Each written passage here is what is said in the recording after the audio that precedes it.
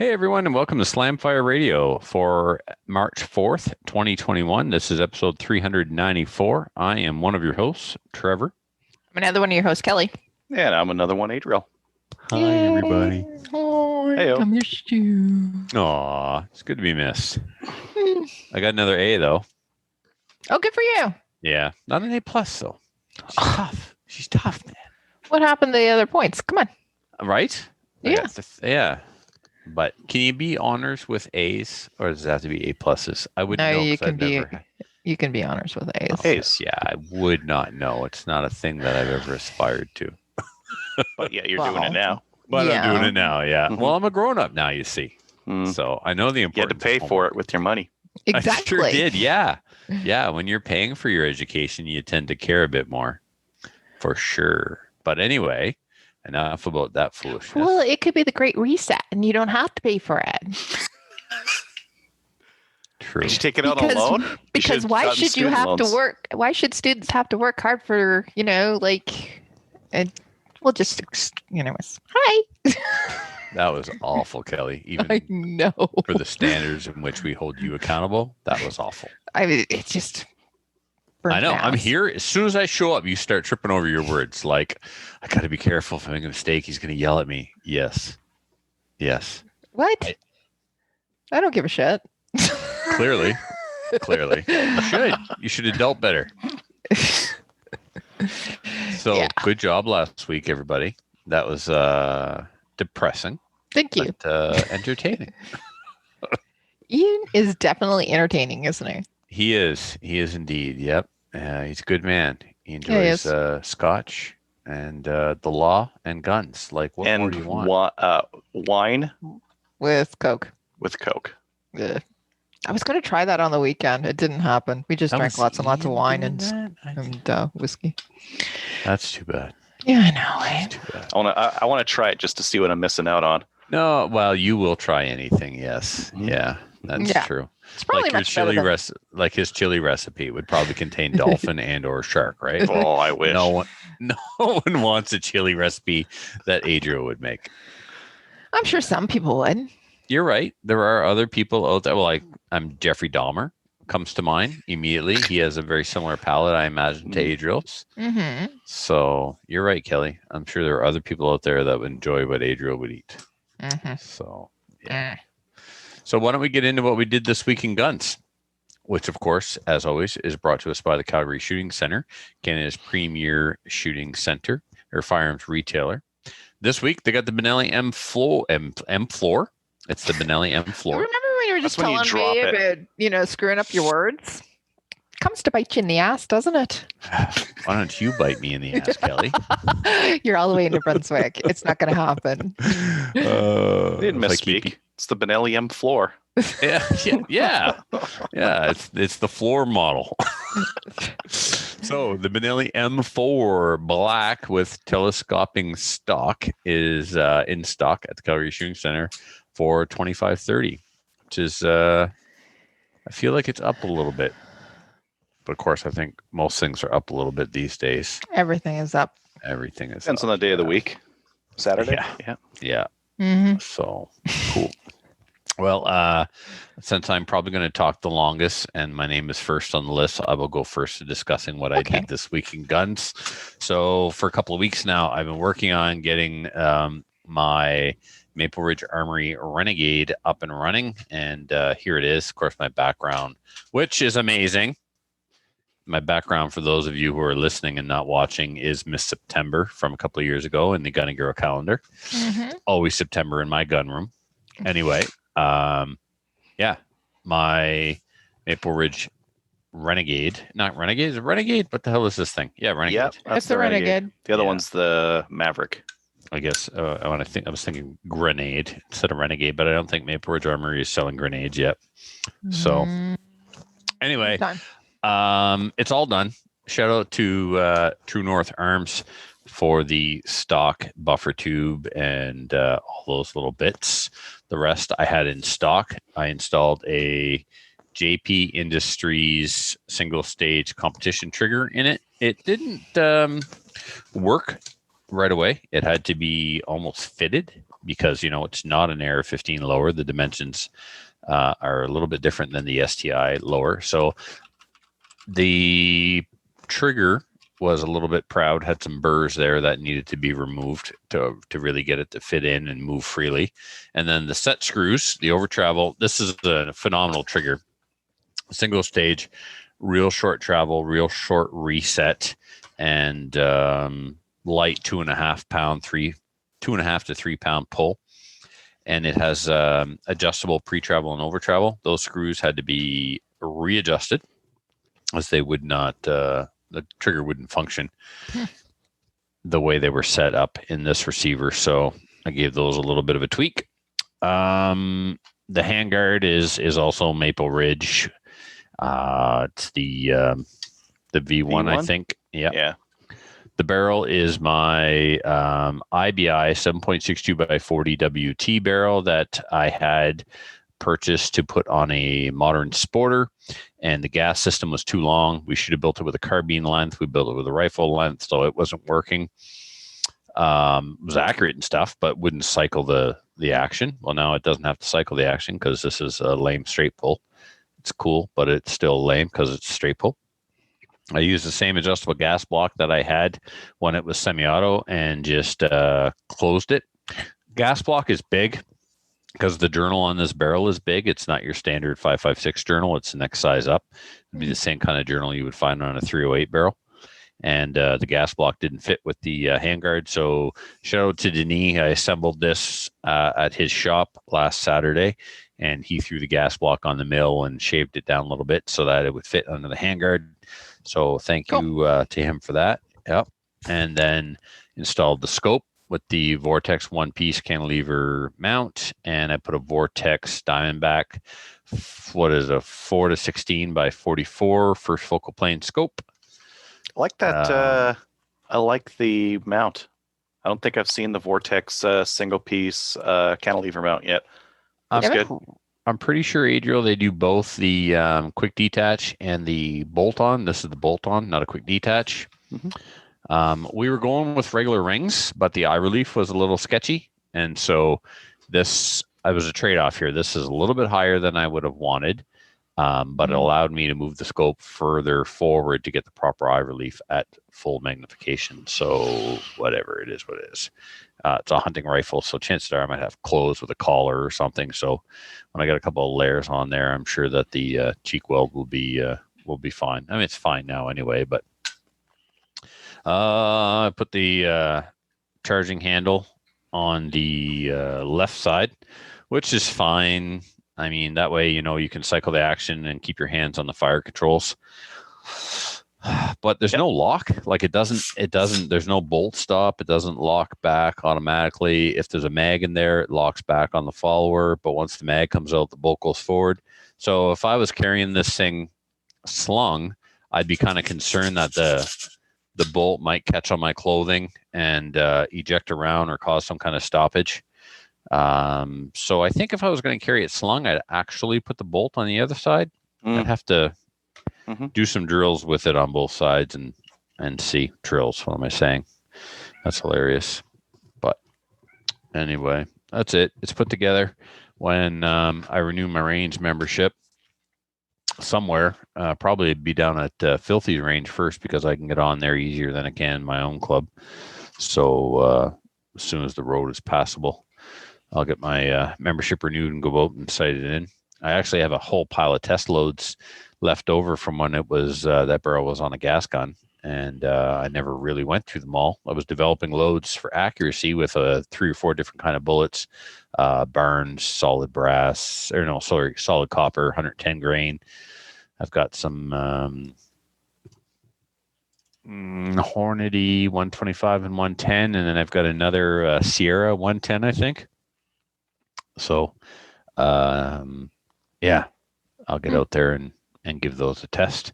Now that we don't have to worry about whether it cycles or not. And then come home and load up a bunch of the most accurate ones. And then for New Brunswick, it's actually a good hunting caliber.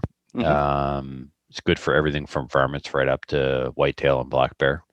So, yep, it'll be my primary hunting rifle from now on. Okay. Can you stand up and show us your shirt? People are wondering. Oh, so shout out to other Trevor. This is the most recent shirt I got made, and it says, "Who left the bag of idiots open?" It's a Trevor shirt. The first. Oh, it's totally a Trevor shirt. I'll wear it everywhere except for school. So, Can I borrow it? absolutely, I'll get you one made. Awesome. Okay. Cool. That's it for me. Adriel, what about you?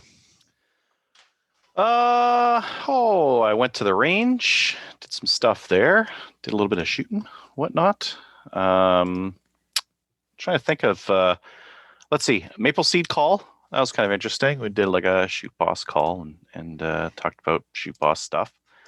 At the range, I shot a bunch of that cheap 308 for accuracy for groups. So I shot 5 groups of 5 on piece of paper for each kind of ammo. I ran some Nork steel case stuff. I ran Hertenberger Berdan primed, so a little bit older stuff. And I ran some IVI 308. They're all about the same. The Nork gave me a split neck, which was not great. It's not what you want to see in your ammo. No.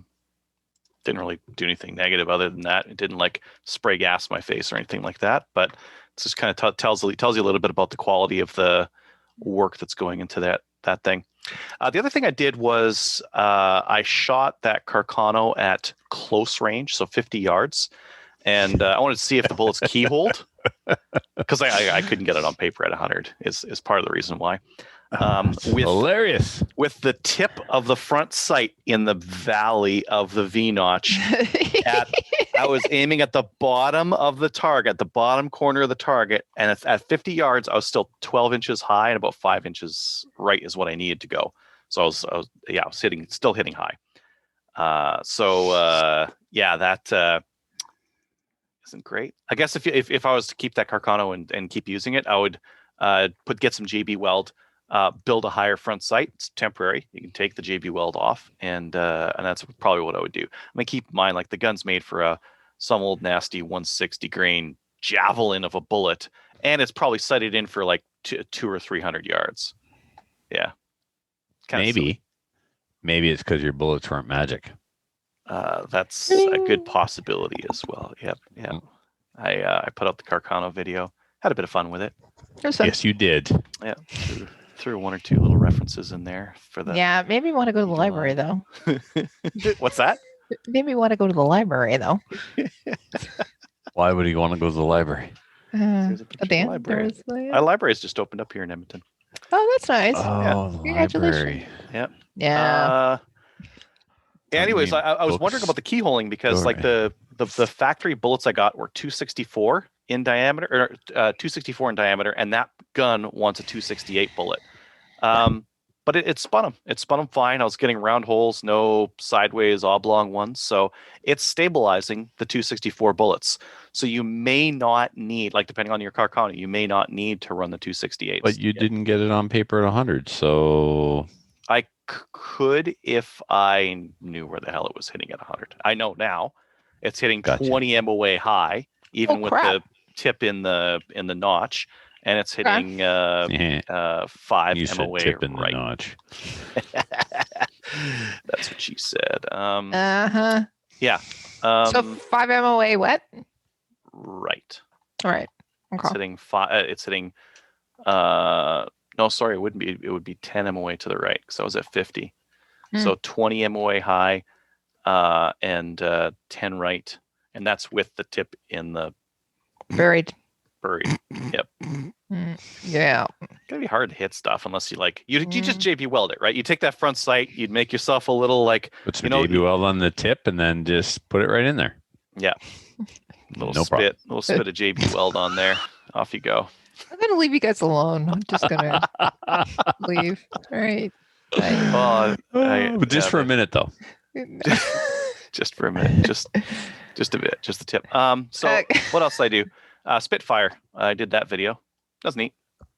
I punched a really nice group at 50 with that Spitfire. Like half inch group at 50 just using the regular Spitfire. There's a nice sight on it. Really nice and clear. No bloom like with a red dot or anything like that. Yeah. Good. Yeah. I saw that too. Okay, so I got all videos on the Carcano Spitfire, some video editing nonsense that doesn't have anything to do with guns. Soon I'm going to do a video on crimped versus non-crimped ammo, because I did get out to the range and compare those. Cheap 308 accuracy compared I'm working on. How accurate is Tarkov, the video game? Are you really going to work on that? Yeah. Have you started? Yeah. Oh, okay. Yeah. It's mostly accurate. Most of the stuff they've got in that game is pretty good. Escape from Tarkov. It's very good. Yeah. It's March. Maple Ridge Armory Renegade. It should be here. No, Maverick. Maverick is the gun I bought. Yeah. Yeah. I should have one of those this month or in a month or month and a half or whatever. You got the adult version of mine, right? Yeah. Yeah. And you got one of the first ones, so it should be out soon. Mm-hmm. Yeah. Ryan was saying it was going to be Marchish, end of Marchish. Yeah. That's what I expect. March, maybe early April, whatever. Don't care. I haven't stripped my my parts that I need for it yet, but I got most of them, so it'll take me like, I don't know. I'd imagine I'll have it built in an hour or so. That includes stripping the parts I need and. Yeah, I'm really looking forward to that video, by the way. Yeah, it's gonna be good. It's gonna be good. And then I got a butt pad in the slip-on butt pad in the mail. I think I accidentally got the white supremacist model.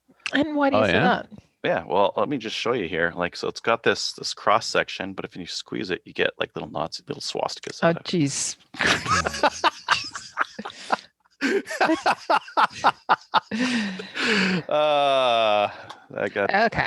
I got the dad joke in there. Fantastic. That's all I needed. For the audio listeners, just like it's a, what do you call this? Ventilated butt pad?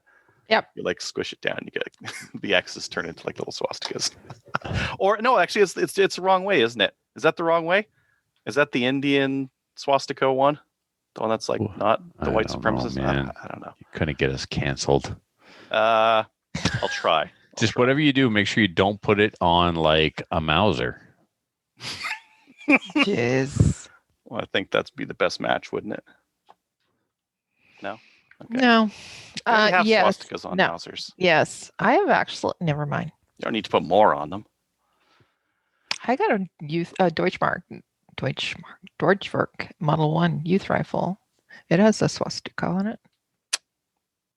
This would go perfect. Just saying. They give everyone who's born in Germany one of those, or no? I bought one. I bought it. Oh, you bought it? Yeah, and I went and bought it. Wanted a piece of your heritage? Like, I don't understand what's going on here. No, it's actually cool. It is a cool little. It's a German youth rifle, and I was born in Germany. My brother actually had one too, and I got a really killer deal on it. I couldn't turn it on. You have to say killer deal on the Nazi rifle, really? Yes. You have to keep calling the piece of Nazi memorabilia cool instead of just, historically significant. It's historically significant. There you go. It is what it is. Like, it is. And according to you, it's cool. Well, no. And it came at a killer deal. Shush. What's that expression when you rip somebody off? What is that? Never mind. Yeah. Anyways, that's it for me. I'm going to be making more nonsense videos. Let's hear some more Kelly's hate speech. Go ahead, Kelly. What else were you up to? Oh crap! I'm hate speech. I'm going to start with some. No. Last weekend I spent the weekend with the CCFR Gunny Girls, the executive team, and it was a whole bunch of fun. So I went over to the Kincaid Ranch and Tracy Wilson, as well as Kelly and Was this a pajama party? You know what? It kind of was, but it wasn't because you didn't wear pajamas?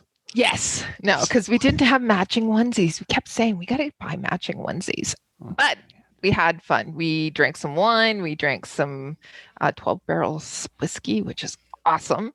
When did the pillow fights happen? They technically didn't. Guys were there too. So. You are really, really, really ruining my fancy right now. I know. No one sniff anybody? No. What the? Only when you're sleeping. Well, Well, I'm like, so yeah. over this story. Yeah. I don't know. So yeah, so Colin and Kyle were there as well Well, as given the amount of the you that are ladies. over the age of 50, you were probably all in bed by 10 o'clock. Yeah. After anyways, Matlock. nobody there was over the age of 50, except for me. Anyway, Lies. nobody. No. Oh, they didn't sniff each other or have pillow fights. They took turns rubbing Oh, Ben Gay on each other's feet and sore backs. No, but we did. Oh, it was awesome. We wore these gold masks. They were really cool, and did that. Yeah, You know what? they worked. We did the traditional, breakfast, or not breakfast, but coffee down in the, well, it's now considered, it's not a tree stand. It's not the deer stand. It's actually the coffee clutch area. So we walked down the road and hopped up into the tree stand and we drank our coffee there. It was so nice. And then we came back and we ate like 5 pounds of bacon. So that was good. Ended on a high note. Good job. We ended on a high note. So it was it was an impromptu get together. So it wasn't really all that planned, but it was really really needed. So, and we had so many laughs all night. Anyways, what else? I did the sheep boss meeting that Adriel was talking about. So we got some plans coming or happening for Project Maple Seed. I'll tell you about in a little bit. Watched Adriel on a high def TV. That was a big screen. So he's got a really big shiny head. That's all I have to say about that. And what else? I signed up for my Black Badge course, the one that was canceled in May. And then this is the first one that's being offered at FRPC again in a whole year. So I signed up for that. So it's going to be happening in May again, middle of May. So that's going to be happening. I'm going to start training for that. Actually, what I did was made a date with Kelly Kincaid. We're going to go to the range on Saturday night to start training for that. Just have to go through some of the drills. Are you going to win the Black Badge? It's the not Black Badge? I mean, there's always going to be someone who's going to be the best at the Black Badge. Yeah, stop. Everything's a contest. Yeah, what do you like? True. It's not a match. It's not a match, but it is a contest. You got to get the highest score on the open book exam. Yes, that's true. You got to have all your qualifications done without reshoots. You got to have more alphas than anybody else. You can totally contest the hell out of this thing. I know. There is a level 2 match requirement, so you got to win that. So I don't know why you didn't think this was a contest. Okay, so the Black Badge. My goal for this Black Badge is to actually get through it and not DQ. After I actually do the test. How many times do we need to talk about process versus outcome goals on this podcast? So, but yeah, there is going to be a contest. My other thing that I want to do is make sure that I don't, threaten the person that's doing the testing or anything like that, because I might get kicked out for that too. So that depends. Do they need to be threatened? No, Henri is a really, really nice guy. He's also actually You've got some anger management issues. I know. You know what it is? It's COVID. I'm really actually, and the fact that, you know what, I'm getting to the age. It's kind of like I said it the other day. Get off my lawn. Do you need that shirt now? I've gotten to the age where I'm grumpy old men like Trevor, and I think it's like finally. Yeah, I think COVID is impacting that a little bit. Well, it is a thing. It's called COVID fatigue, where everyone is sick and tired of the world being a goddamn hot mess over the flu. So, yeah. No, I'm just tired. You could trash talk everyone else at your Black Badge. Just be like when someone does something poor, just be like, "Oh, like why'd you even come?" Just like just bring the A game trash talk. And then you look them right in the eye, Kelly, and say, "Let me tell you about this other sport you might want to check out called IDPA. It's for people that are no good." That's where the Ipsickers who wash up go. Well, why say IDPA? Just say golf. Well, because I was trying to make fun of IDPA, I guess. That's why I said IDPA. Okay. I thought it was obvious, but we can talk about golf if you want on a gun show. That would be no. Well, that's the exact opposite. Fishing. Yeah. All right. So I signed up for my Black Badge course. Mm-hmm. And the other thing I've done we're going to do some of the drills on Saturday. They are doing Thursday nights. They're doing drills and until the actual Black Badge, but I have something to do on Thursday nights. Thanks a lot, guys. You mean classroom? You doing shooting drills before the classroom portion? No, we're going to go practice. So Henri is offering, shooting practice on Thursday cool. nights That's to cool. get ready for the Black Badge. But Nice. I'm busy. Oh, that's too bad. I'm Or- sure a lot of people will take advantage of it. That's really cool that the instructor is Yeah, making it himself is really available. cool. He also Or I can in- actually take a hiatus or quit What? from Okay, so Sunfire. anyway, back to Henri being a good guy. It gives people a chance to work out any kinks in their gear Absolutely. as well, because sometimes Yeah. people show up with inappropriate holsters, or Yeah. they haven't got a clue how to set up their mag pouches. So that Thursday night saves a lot of time when you do the actual official qualifying in the first match for sure. Have you ever So- had anyone show up to a Black Badge having the rear sight on their pistol all the way to the right, or some other nonsense? Like, have you ever had that? The only time I've come across that, Adriel, was someone gave me their gun at a Oh, that's- crony stage where I had to shoot it over the chronograph to check the calibrate their ammo.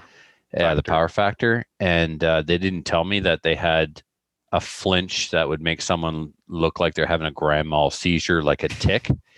And I shot the chronograph sticks that hold up the light shade. Yeah, I flinch a lot, so my sight is pushed all the way over. It was actually an open gun too. It was ridiculous. I had to hold almost like 6 inches to the right. But in a Black Badge, no, I've not seen anything. I've seen all kinds of tomfoolery, I guess, but nothing else sight related is coming to mind. But we usually do a good job of having the instructor speak to each and every student ahead of time to find out if their gear is squared away. So cool. Yeah. Okay. And the other thing is Maple Seed events. I was telling you about it. We are going to be, I've been getting a lot of emails and postings and questions and messages and things like that. We are going to be posting events soon. So stay tuned. Yes, soon. And when people say, how soon? I don't know. Soon. See, this is the grumpy old man coming out at me. Shut up, hurry up and wait. It'll be soon. Don't worry. Just keep watching the website for updates. Thank you. Or you can actually go to the website, put in your little email, and then you will get an email notification when we Or if you don't want to wait, feel free to contact Kelly twice a week or so and ask for updates. She loves that. She loves to work with the clients and talk to people. And Trevor? Yes? Trevor? I'm not asking. I'm just trying to help them. You're really making me want to actually come down there and bite you in the ass. Promise? I'll try to give you a good time. I'll send you gas money. Anything else you want to complain about before we move on? Upcoming events? No, we're good. You can All right, forward. Get off my lawn. That's your new middle name. Kelly, get off my lawn. Upcoming events is sponsored by Telos Alpha. Telos Alpha is a Canadian digital agency that works exclusively in the firearms vertical. They help with business processes, strategic planning, websites, e-commerce, and battling the stigma the industry carries with banks, merchant processors, and social media. You can learn more at telosalpha.com. Save this date. What's this? The CUSF Women's Program Spring Launch, Wednesday, the 10th of March. Oh, wow. That's like in 6 days. Yep. It'll be at 5 p.m. Pacific Standard Time, 8 p.m. Eastern Standard. Where? On the Google. Hey, you know what? What? I'm going to interrupt you, and the reason is because we're going to have the ladies on as our guests tonight. Okay. So they're going to talk about this. So All right. Do we really need to talk about this? So, no, not really. What about the Manitoba, Alberta events? We want to talk about these Project Maple Seed stuff, or did we already just make it clear that if anyone wants to know anything about Maple Seed anywhere, they are to email you twice a week? Is that what we're going with, or would you like me to read these? No, they can just email the province specific at email, mapleseedrifleman.com. Facebook, text message, carrier pigeon, in No. person. smoke signal. You're not getting Knock on the my door. phone number. Cold- But here's what you cold need to call. know. All kidding aside, one, you need to know Kelly is really cranky, and I'm two, not. every provincial coordinator has their own email address. So it's the province at mapleseedrifleman.com. So we've That's got correct. Ryan in Manitoba, Alberta, I think it'll be Adriel. So it's Alberta at mapleseedrifleman.com. Ontario, there's probably some crazy old lady in charge of it there. And if you want to reach her twice a week, it's Ontario at mapleseedrifleman.com. Just screw it up so it won't go through. I'm kidding. I would love to hear from I will everybody. give you Kelly's personal email and cell phone number if you reach out to me later. Hey, Yes. it goes both ways. You know that, don't you? Oh, damn it. I'll play nice. Okay. British Columbia is just straight at BC. So it's the letter B and the letter C at maplecityRifleman.com. So please flash mob them and, just, are we there yet? Are we there yet? Are we there yet? I want you to do your best Bart and Lisa impression and, ask them constantly when the first events are going to be. They're gonna, yay! I'm actually excited about it. We get to go shooting and do maple seeds. Mhm. I really miss doing them. Do we Winter's though? almost over. Yes, I do. Do we? Yes. All right. Mhm. And I need to see proof of vaccination at the door. I'm waiting for that one. Bastards. Oh God. Not in It'll be this a province. thing. It'll be a thing. Not here. not in Canada. It's Texas. Oh, I love Texas. Did you see what Texas did? No, we're not doing it. We're going to talk about guns. All right, news. CCFR legal fund donations. Eastern Ontario Shooting Club, $1,500. They had a match to raise that. That was awesome.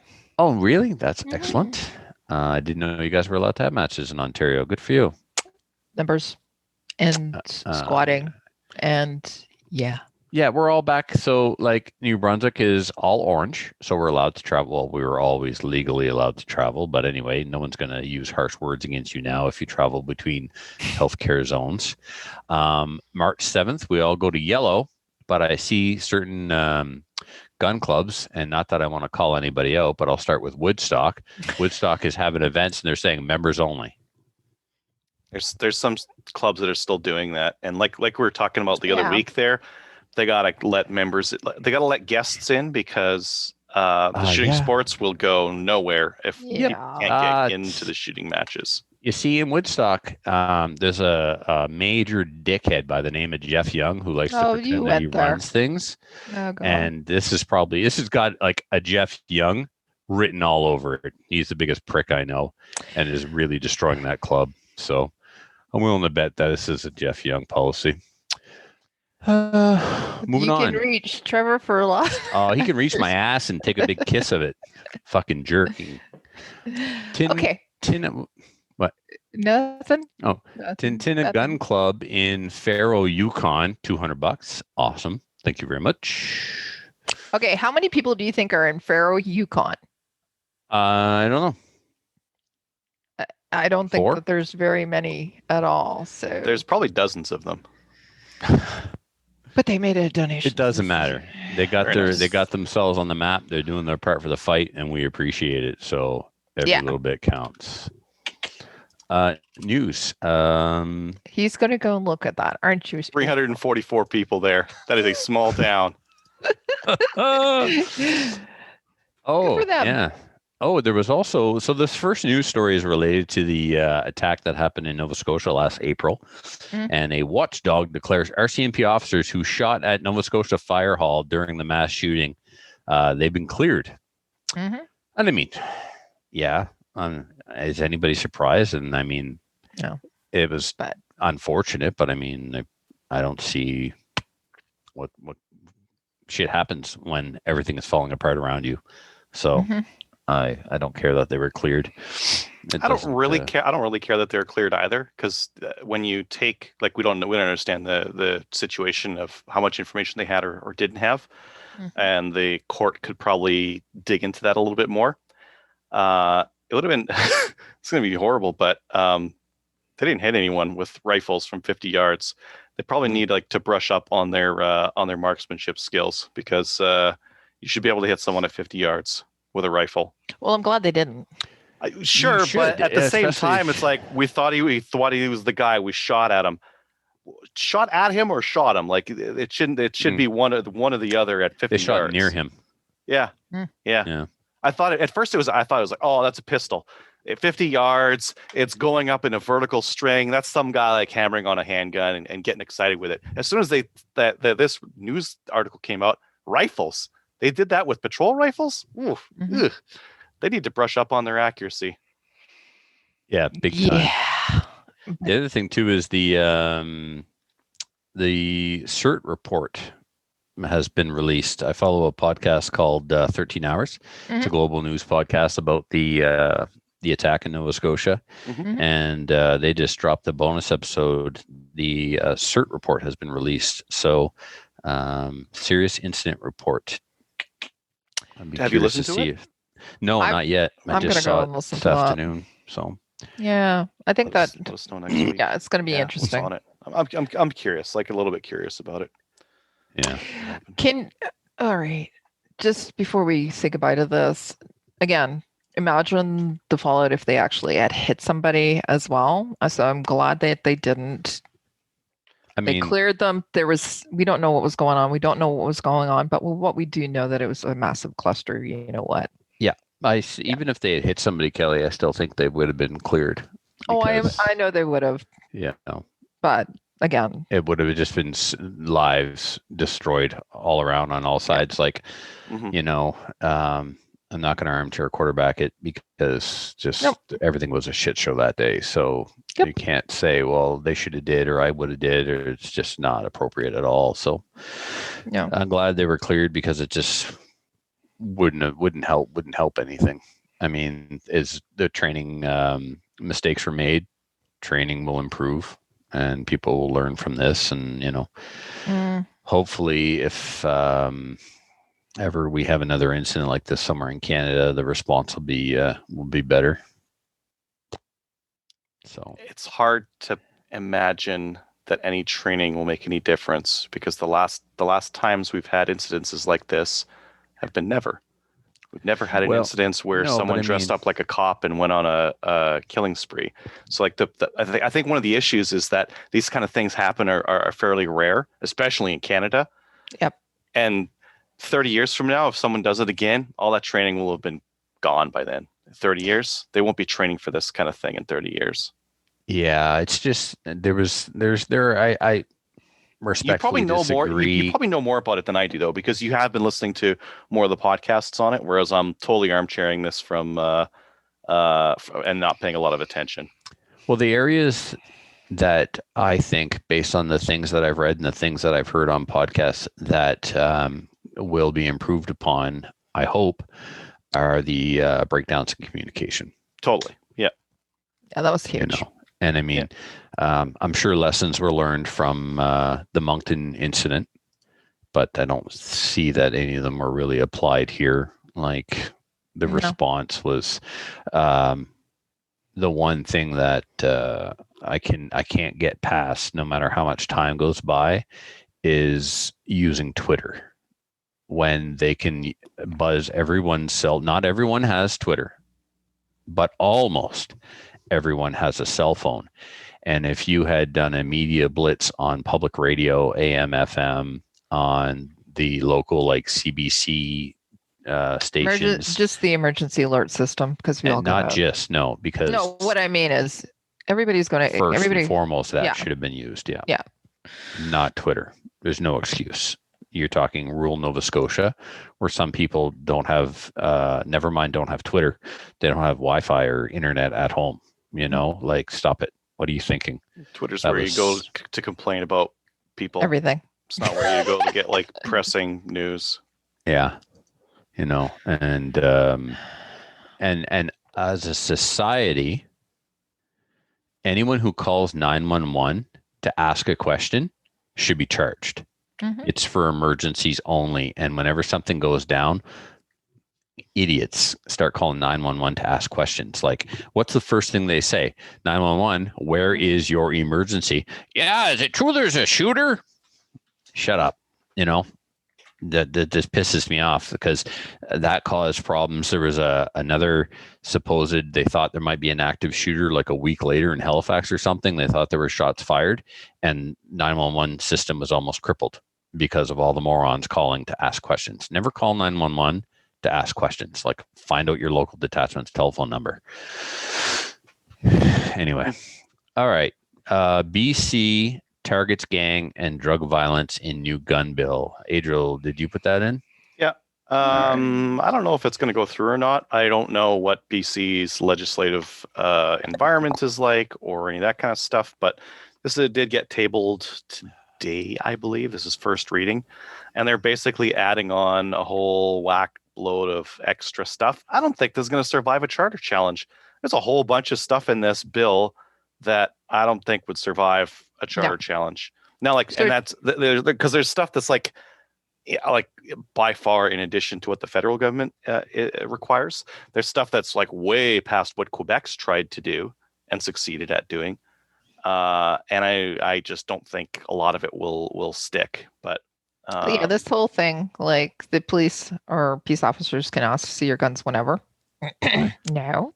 Yeah. And if it gets scared that you and your friends are playing airsoft in the field, that's a charge. So some of this some of this is my summary. Some of this is my summary. I know. Yeah, I know. But essentially that's what it is. Yeah. Yeah. That piece is in there. Let me remember when we were kids and we had like pellet guns and yeah, you won't be able to do that unless you get a PAL for your kid, and then it's fine. So yeah, minors can't have you can't sell them. They're calling it a low velocity firearm. I don't know that a pellet gun is a low velocity firearm or that an airsoft gun is a low velocity firearm, but that's what they've calling them now. It's okay as long as the minor produces a fake ID, it's fine. So if the minor like gives you like a one of those like McLovin driver's licenses, good to go. Sell all the ones you want to them. That's fine.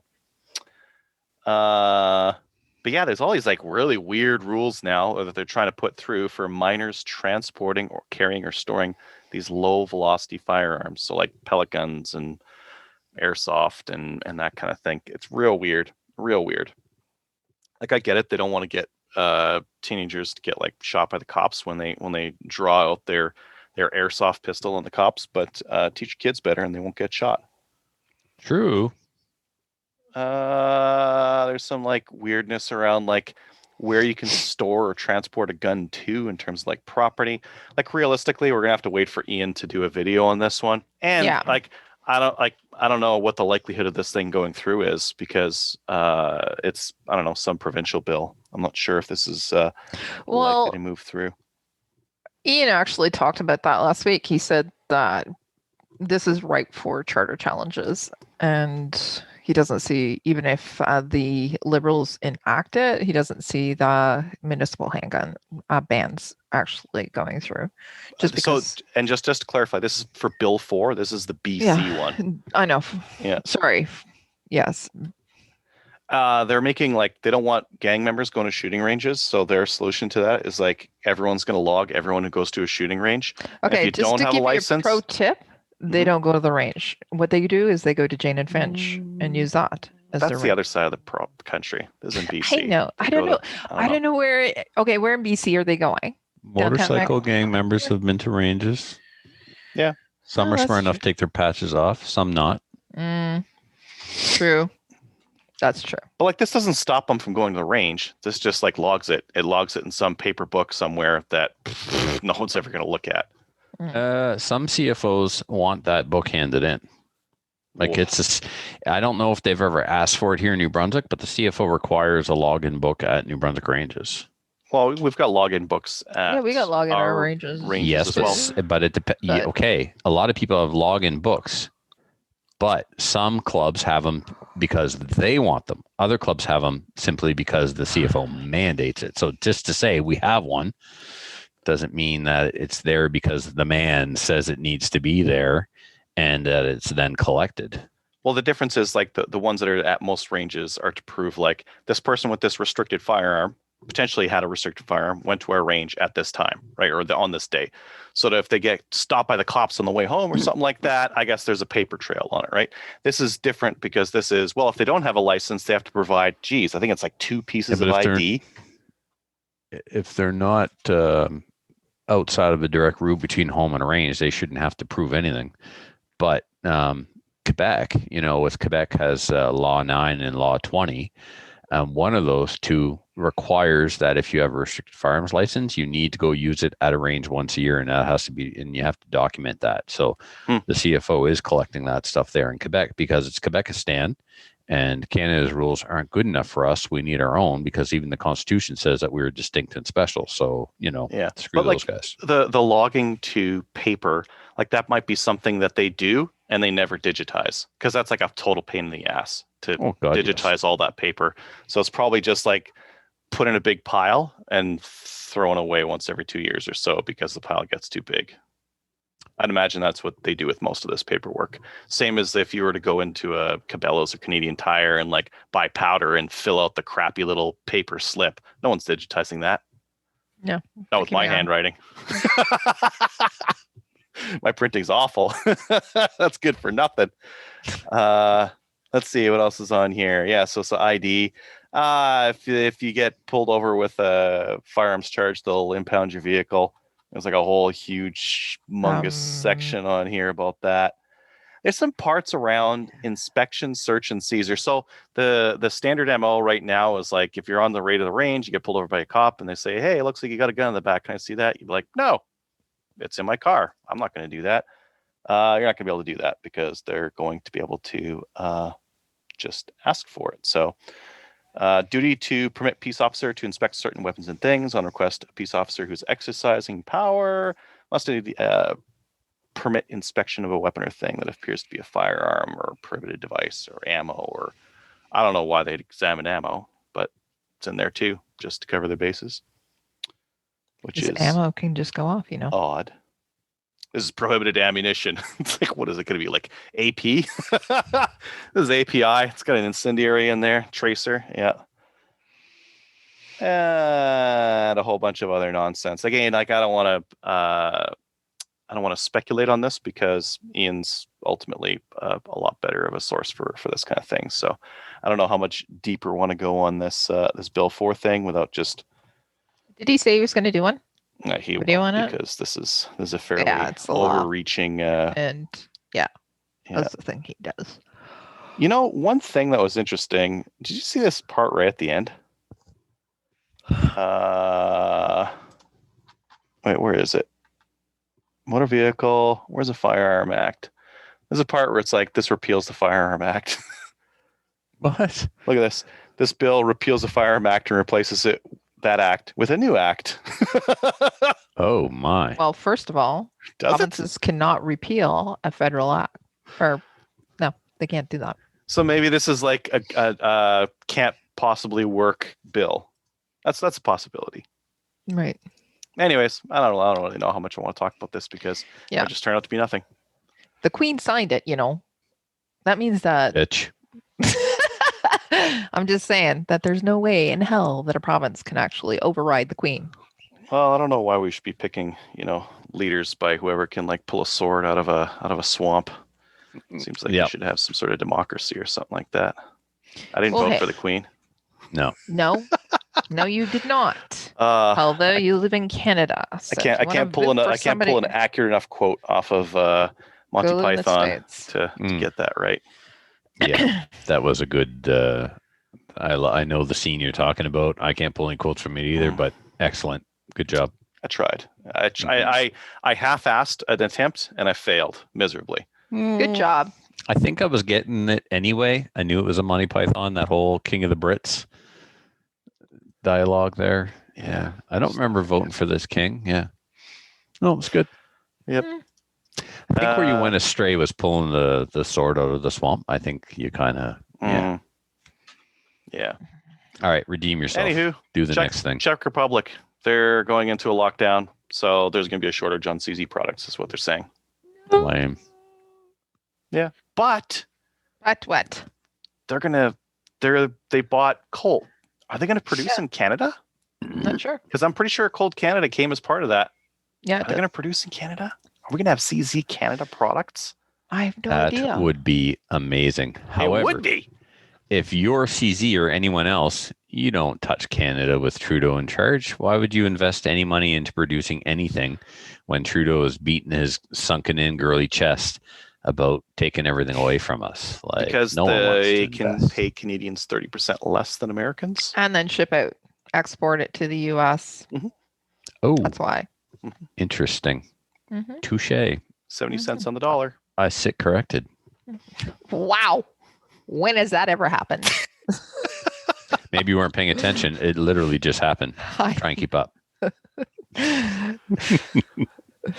So, yeah. Anyways, That's all I got to say about that. All right, cool. Well, then let's say something about the next thing then, which is what are we doing next? So New gun stuff? Bolt Action Coffee. Yeah, but all right, cool. So we're an ambassador for Bolt Action Coffee, and it's roasted in small batches, and it's quite honestly some of the best coffee you can get your hands on. Send it to your house by going to, or my house, or Kelly's house. I'm just saying, we're going to buy, rather than sending me a bag of dicks again, thank you very much, you could send me a bag of coffee. I'm just saying. You can do that. Send it to me or anyone or yourself, I guess, if you want to be selfish, by going to boltactioncoffee.com. And we have a discount code for you. All caps, Slamfire will get you a couple of pennies off on your Java. So I've had it. It's awesome. Yep. It is good. It is. New gun stuff. The Walther PDP. What's this about, Adriel? Why do I want one? You're never going to guess what it is. It's a polymer framed striker fired pistol. From what? We need one of these. Finally, someone is making a polymer pistol that's striker fired with an optic on it. Finally. Just what are these guys late to the dance? Like, are they the last ones to do this? No, because they had one before. I would say they've had a couple of different polymer striker fired pistols. Yeah. I like it. They came out with a polymer striker fired pistol, which was arguably one of the best. They had the what was it? The PPQ? Walther what? PQ, and there's the PQ Navy, and then there's the PQ X5. PPQ. No, PPQ. Yeah. And what did they do? They introduced the same gun with a steel frame. Yeah. And then they went back to polymer again. Right. It's full circle. Full circle. Full circle all the way. Yep. We've come all the way around. Yeah. So this looks cool. It's got a rail for a light. It's got some really neat forward cocking serrations. You've got sights on the gun that seem to perhaps co-witness with the optic. I think one of the cool things is, they use Glock sights. No way. Yeah. Yeah. So really cool. Glock sights, they're all optics ready. So they all come with the plate that you can swap in with the red dot. And they have humongous slide serrations. Yeah. Like ridiculous slide serrations. It's got a proper magazine release, not the paddle on the trigger guard. It's got a thumb button magazine release. It's got that nice long extended slide stop. So you can reach all the controls easily, no matter what size your hands are. I would say the mag button looks lots large. There's also like the grip is kind of raised to prevent you from hitting the mag button while you're drawing it out of the holster. So it almost has like a protection on there. Mm-hmm. Stop it from getting accidentally engaged coming up from the bottom, from the underside of the trigger guard. Trigger guard looks very Glock-esque. Mm-hmm.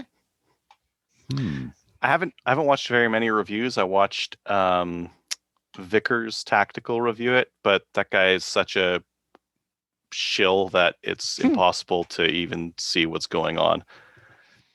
Well, he's a horrific shill. Horrific. Yeah. You can't, it's not even worth watching his videos. He must not have been like that all the time.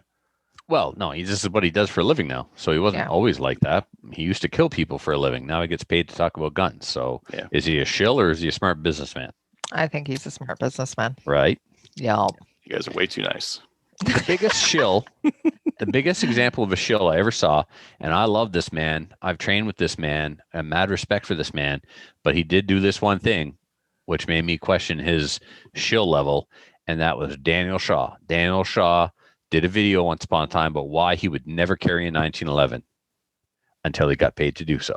And complete 180. I remember this guy who hated 1911s. Mm-hmm. I never made a video saying I'd never carry one, though, did I? No, but you are on a podcast week after week telling people that they're idiots. Or sorry, never mind. Well, no, some people are idiots and need to be told, like Jeff Young. But when it comes to 1911s, I didn't mean to laugh about that. So I love 1911s for competition. Competition's game. Doesn't matter. I would still, to this day, never carry a 1911. And I can assure you the list of reasons why far exceeds the gun's capacity. Okay. I do remember when I was playing with the 1911 and you made so much fun of me. I made fun of everybody. And yeah, I know, because you were a Glock boy. I also got you to get rid of that stupid thing that you had and buy a Glock. What was that you had? Beretta what? Beretta PX. Yeah. Probably a good move. No, it was horrible. Yeah, That's probably a horrible. good move. Yeah. You're welcome. Anyways, I know. PDP, sub 5 pound trigger, $830 Canadian. Yeah, so it's on par with the rest of them. I like it. This next I one, actually like it too. MDT has released an ultralight hunting chassis. So if you wanted precision, but you wanted something super, anytime you talk about ultralight, it's going to be expensive, right? Yeah, you're paying more for less. Yeah. You're It's paying like, them to remove all that material. It's like when you get into like ultralight bikes, it's like all of a sudden you go from $1,000 to like $5,000 very quickly. Yeah, but in that case, you're paying for high-end materials that the bike's constructed of. There's almost like not less bicycle. There's just lighter bicycle. When you look at this thing, there's less gun. It's also lighter weight. What Yep. is it? 26 ounces? There's a lot of carbon fiber on this bad boy. Yeah. 0.74 kg or 1.6 pounds for the whole Now that's stock just system. the chassis. Once you Yes. get your barrel and It's gonna be Yeah, But that's the components on there. grip, that's the stock, that's a lot of I still wonder if it Plastic. weighs less than my Savage 30-06 with a plastic stock, though. I can't. I can't weigh It less than depends that. on what you do with your barrel and your scope, I think. Well, if we go with a hunting profile barrel, not some heavy profile barrel, I Mhm. wonder. Probably about the same. Okay. So, Probably about the same. But like with a But way stiffer cooler. way stiffer chassis mhm. and whatnot. And you know what it's like to hold an aluminum handguard in the cold, in Alberta cold. It Yeah, just goes this right one's to your carbon bone. fiber. Exactly. So They put that's carbon better. fiber where it needs to be. Well thought out. Okay. MDT makes quality product. Let's just say that. Canadian. And that's it. That's all we're gonna say. Magnesium, Let's just say that. magnesium chassis. Yeah. So like it's not aluminum chassis, it's magnesium. Oh, so That'll it's even- up the cost and reduce the weight. and you can always use it to start a fire. True. Yeah, you can shave a little bit off of it, burn it. Yep. So it's a survival rifle, really. This is Correct. true. And Yeah. see, Kelly just wanted us to say that MDT was Canadian. Thanks for contributing, Kelly. When you're lost in the Canadian North, you can shave it down and light it on fire and Right. save your life. Yeah. Hey, Yeah. do you know that MDT and Savage are now working together? Yeah, MDT's been doing stuff for Savage. I think they've been doing Mossberg too. Yep. They did Remington as Yeah. well. You used to be able to buy a Remington in the same chassis that I had mine in. Remington's like defunct now. Yeah. Carbon fiber stock, carbon fiber grip. Everything's carbon fiber on this thing. Magnesium It's and nice. carbon fiber. Now we know why it's so Foam-filled bloody light. Carbon fiber buttstock. Yeah, I like it. That's the And- right way to do that. And why it costs what it costs. And it's not exorbitant. If you like, ultralight hunters spend a lot. It's Mhm. one of those like you're gonna go sheep hunting and you're gonna spend like 10-15 grand on the hunt anyways. $1,000 for a stock that makes your rifle like super duper light and Folds. folds. The folding on it looks really good too. Okay. Yeah. I like it. Optic is bigger than his actual. What are the action options? Savage, Probably. Remington, Tika. Okay. Nothing else matters. Not really. Even the Remington doesn't really matter, but like Remington 700, like other better manufacturers make actions that fit into that as well. That is a damn good looking package, man. Yep. Go back to the picture where dude's holding it up by the scope. Yeah. This guy right there. here. Yeah. Look at that. Me likey. Compact. Like, But like with all this stuff on it, it's probably just as heavy as like a regular hunting rifle. But I don't. Well, but maybe. it's got a bipod and it's got a like really good scope on it. Yeah. Yeah. It may weigh the same as a hunting rifle, but a hunting rifle with a synthetic stock, not a wood stock. Correct. Synthetic stock and a crappier scope, a crappier lighter weight scope, not something big and bulletproof like a knife. Yeah, force. he's got, what is that, a knife force? Yeah, Yeah, see, you're yeah. probably, I mean, you might, but if you're trying to cut the weight down and it's just a hunting rifle, you don't need a knife force scope. No. But don't let me discourage you from buying one. If you got knife force money, spend it. I like how trim it is around the magwell. It's like real Yep. sleek. Yeah. Now, what do we have for box-fed detachable magazine options? Oh, I think it's AICS. I think all their stuff is AICS. Yeah. So they should be photographing it with this with What, the mag. ARCA? You can get an integrated ARCA rail in the front. Oh, that's sweet.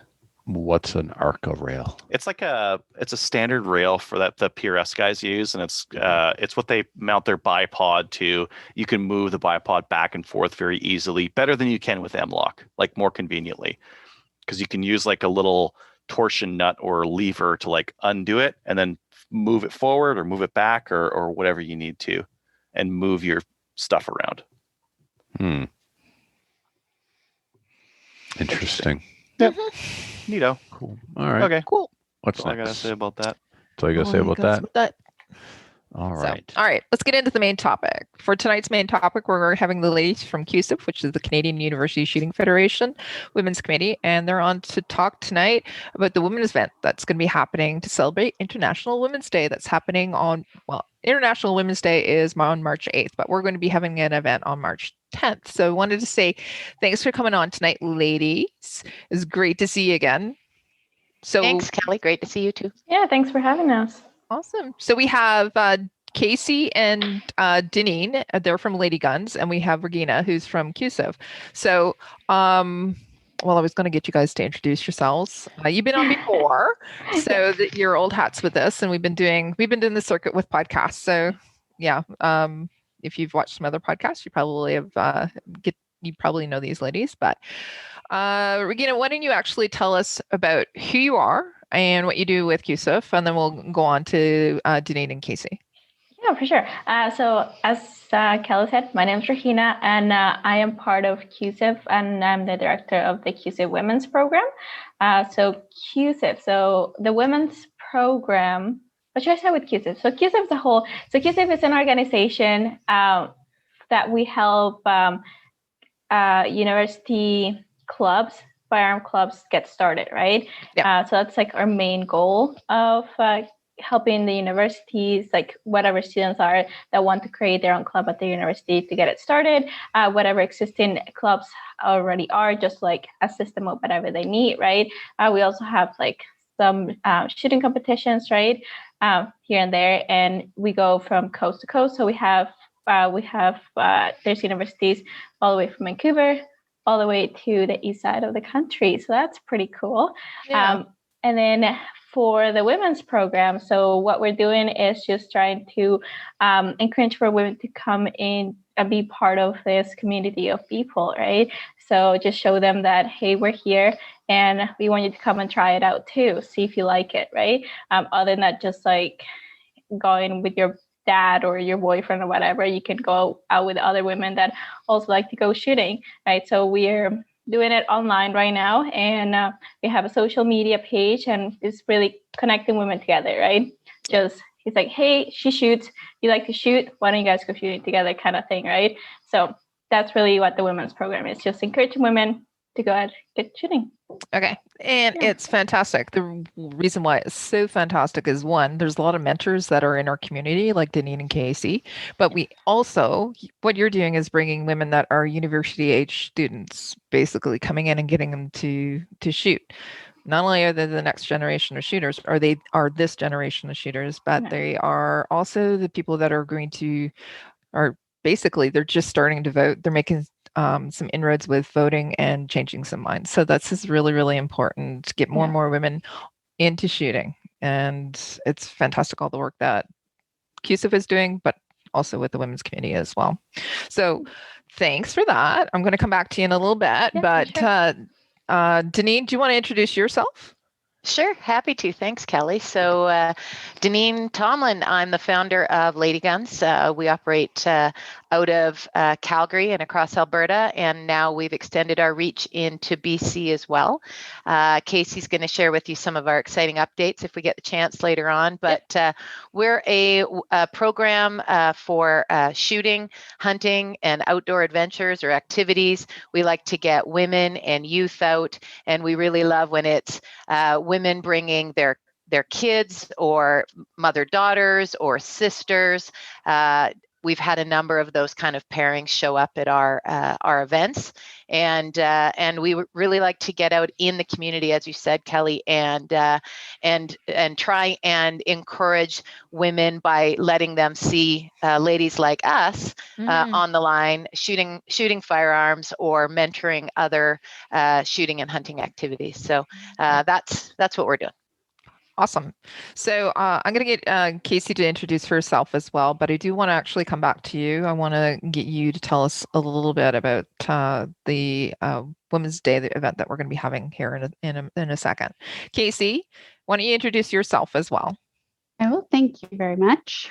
So my name is Casey Gavinchuk, and I've been around firearms all my life. I've been shooting probably for about 10 years now.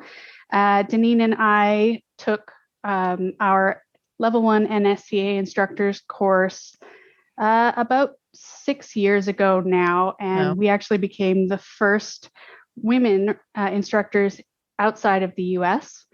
Awesome. And I just love introducing women to the sport. Yeah, you guys are great role models and you're great mentors as well. Deneen, do you want to tell us a little bit about the Women's Day event that we're going to be having on the 10th? Can you give us a little bit of breakdown on what it is? Absolutely. Yeah, I'd love to.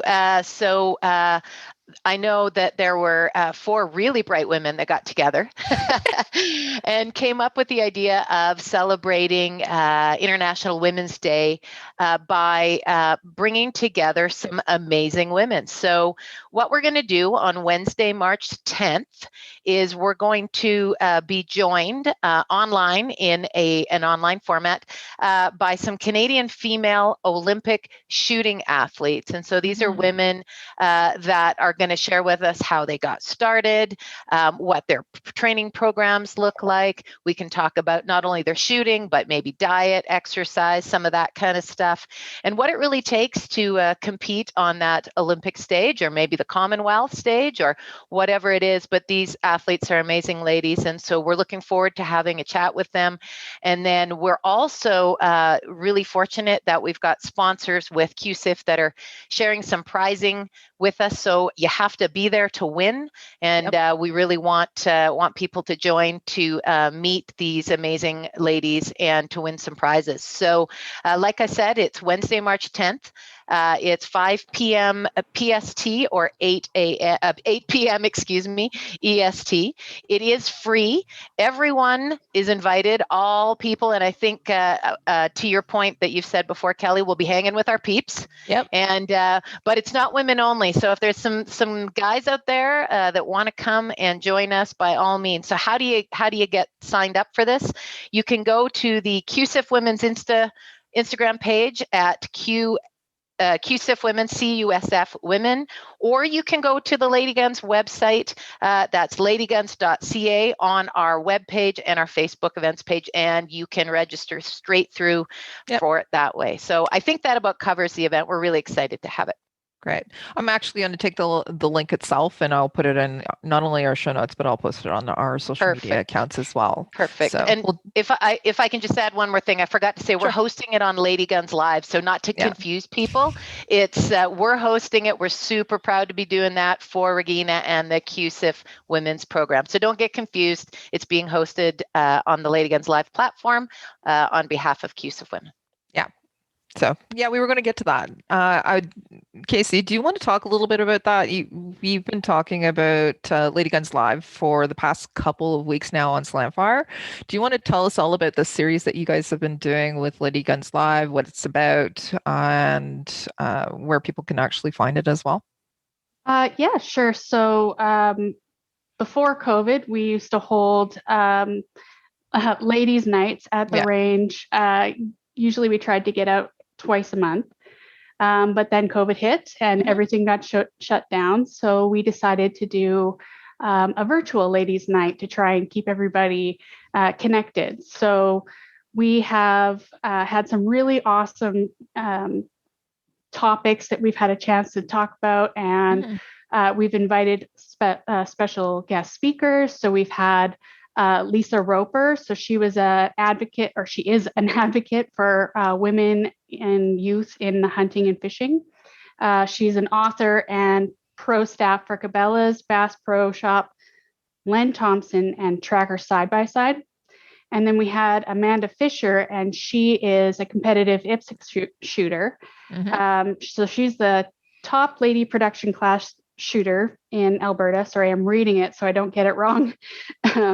And she was invited to compete in the IPSC Handgun World Shoot in Thailand this year. So she came on and talked with us. So it's a really neat chance for us to engage with the community, and we do it as kind of an informal podcast. We do it on Google Meets, and then so we have the conversations, we have some fun, we learn some things, and then at the end we open the floor up to our attendees, and they can ask any questions that they want.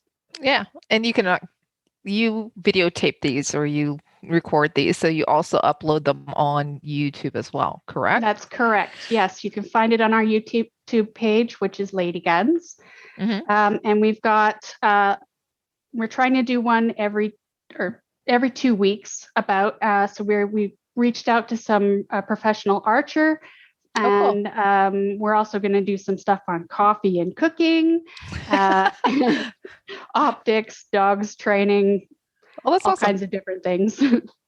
So those are some of the upcoming events. Yeah. So I have a question for you. Alberta right now you're still not really doing those events where ladies can go to the range and shoot. So are you planning once, let's say we all return to normal, are you planning on continuing the Lady Guns Live as well as the events as well? Absolutely. It's a great chance to just talk about all sorts of different topics. Great opportunity for us all to get together and chat as well. Well, and sometimes when we're at the range, not only are we having so much fun shooting, but it can get a bit noisy. So who's going to talk about coffee and cooking when you're shooting, right? So right. Yeah. So is it bolt action coffee? Well, yes, as a matter of fact. Silly question.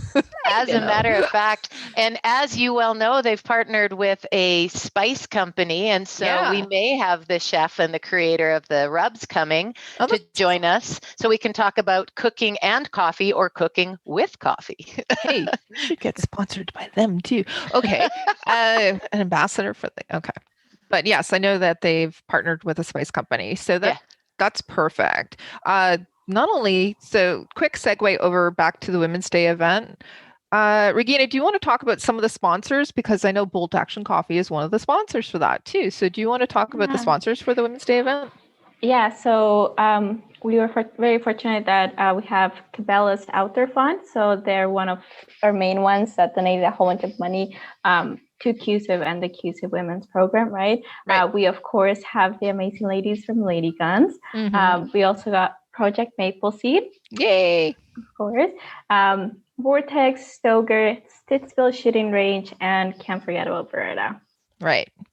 So those are the sponsors. You have some great gifts that are coming, are going to be available to the people that are on the what do we call it? An event. It's not really a seminar. Well, it is a seminar, but people are going to actually be able to win these as well.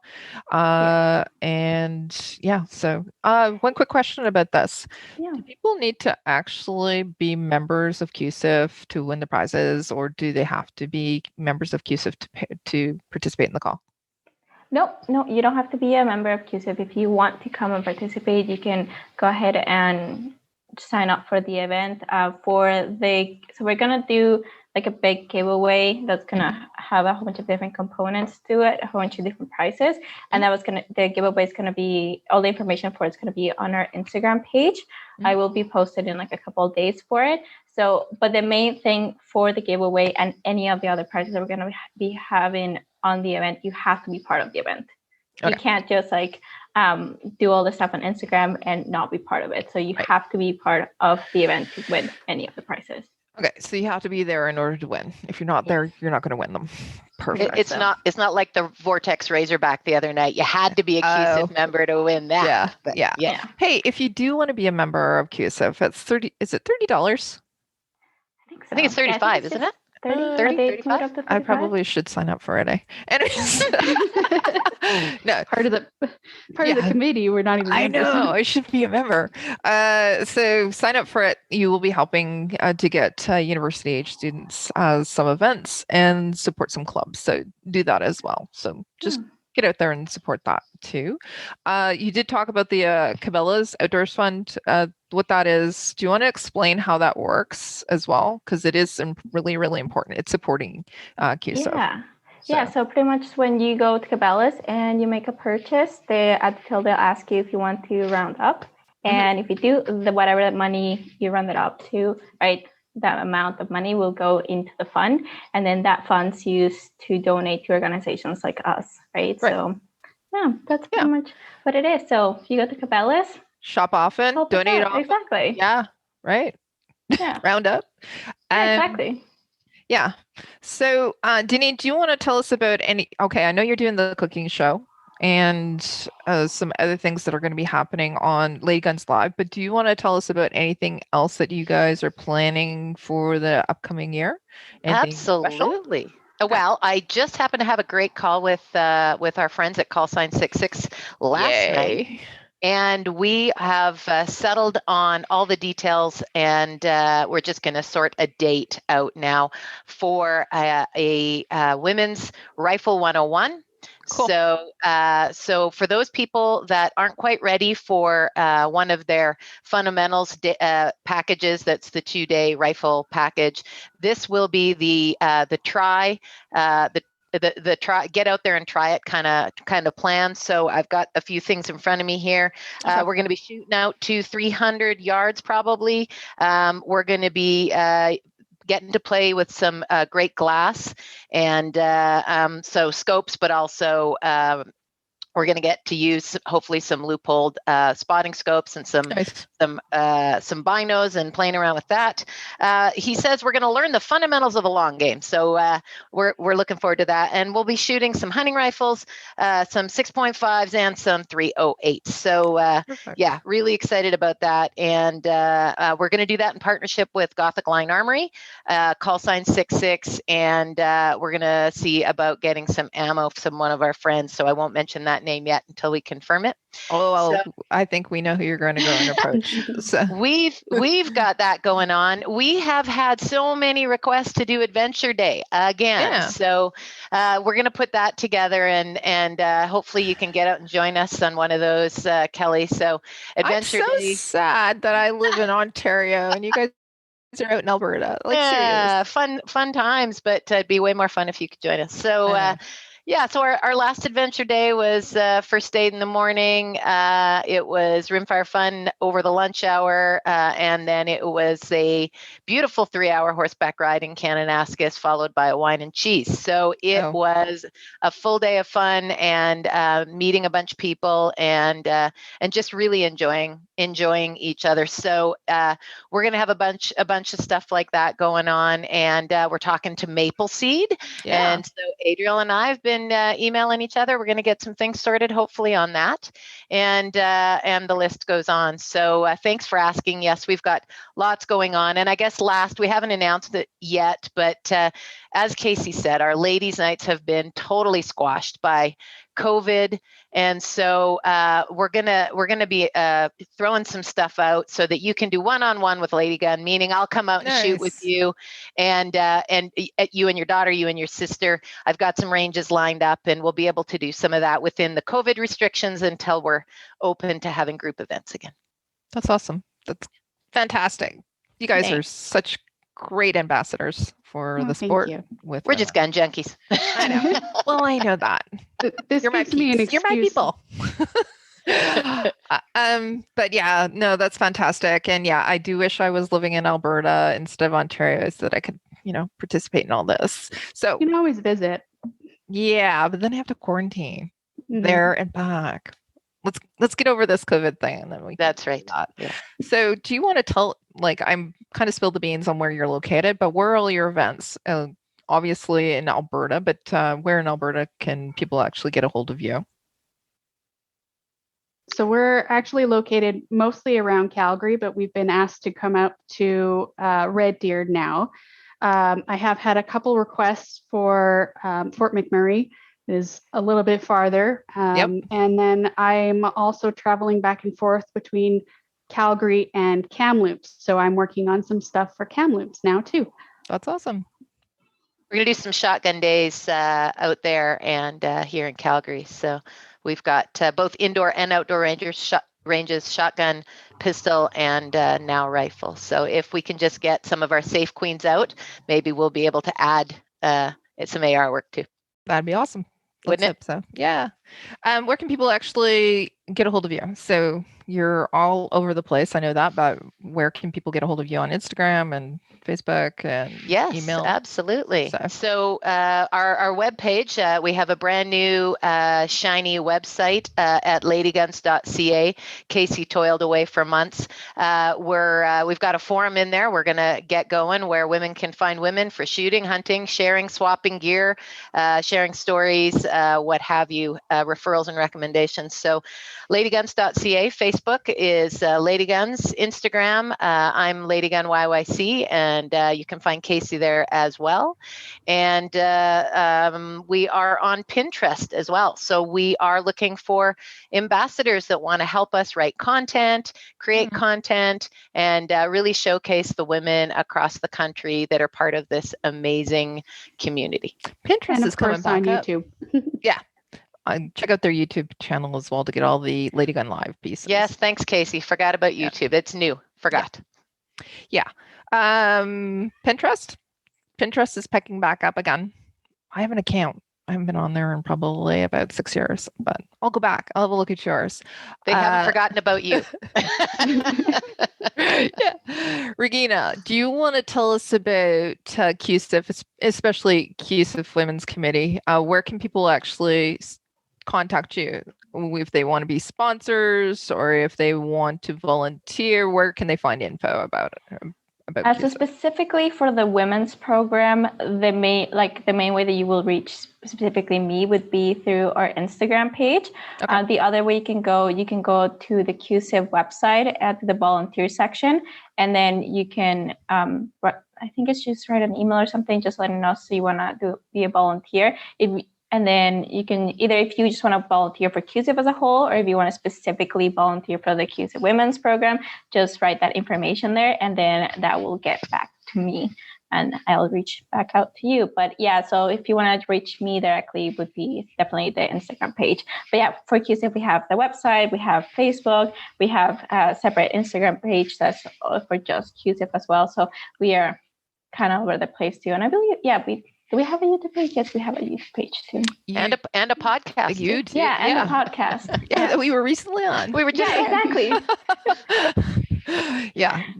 So there is a YouTube page. They recently did a webinar, which I was on, but they also do the Cusif podcast as well, and then they record it and put it onto YouTube as well. So, and Doug Rodenbush, thank you for chiming in, Doug. He said it's $30 for a membership. He just recently became one, so it was $30 to do that. And specifically, if anybody wants to sponsor any of these events as well, I know that you would love to actually talk to them, right, Regina?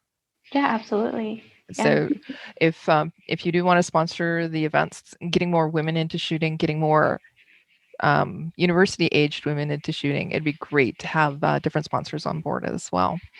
Is there anything that I'm forgetting to talk about before we just remind people of the event again? Is there anything that you ladies wanted to talk about that I missed out on? I think we covered pretty much everything. We're just getting that good, Kelly. We're just getting that good. It's like we've done this right before. Yeah. All right. Deneen, why don't you tell us one more time about the event? When is it, where is it, and how can people register for it? Sure can. All right. So it's the Canadian University Shooting Federation Women's Program celebrating International Women's Day on Wednesday, March 10th at 5 p.m. PST or 8 p.m. EST. You can register through Instagram at Cusif Women, that's CUSF Women. or you can go to our Lady Guns webpage at ladyguns.ca on the events page. This event is free and all are invited. You must be there to win the big prizes. And of course, we all want to celebrate and congratulate our Canadian female Olympic shooting athletes and find out all the nitty-gritty secrets of what it takes to become one of those amazing people. Yeah. Just a fun fact, Canadian women Olympians who are shooters are some of the highest ranking medalists for Canada. Isn't that amazing? Mm-hmm. Women are That's better cool. shooters. That's what that means. Clearly, absolutely. Anyways, just have to leave it at that, right? Yeah. Okay. Well, I didn't get invited to the IPSC Worlds, but Amanda did. So, yeah. Anyways, thanks again for coming on tonight, ladies. I look forward to talking with you guys next week and participating in the event. And as always, you guys are my people, so I love hanging out with you. So thanks for coming on. Thanks, Kelly. Always Back a good at time. ya. Thank you. Thanks, Cheers. ladies. Thanks. Good Bye. night. Bye. Awesome. Good job, Kel. They are my people. I really do wish I Yeah. was in Alberta so I could go horseback riding and shooting and having wine and cheese. It's You Awesome. just wish I was in Alberta, period. Even if I didn't get to hang out with these amazing women and take I part in all the know. cool stuff they do, because just I know. Alberta, you know.